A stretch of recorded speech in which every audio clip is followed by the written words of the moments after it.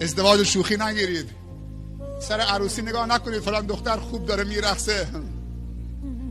در نانوایی زن انتخاب نکنید فلان دختر خوب داره آدامس میجوه.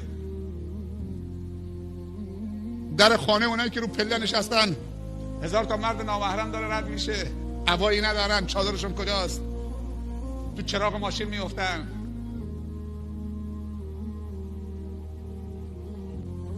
پیامبر صلی الله علیه و آله میفرمایند بالاترین نعمت بعد از نعمت ایمان یک همسر صالحه است، یک زوجه صالحه است. مردا قدر همسرانشون بدونن و خواهران قدر مردانشون بدونن و دخترامون هم در انتخاب همسران آینده هاشون دقت بکنن.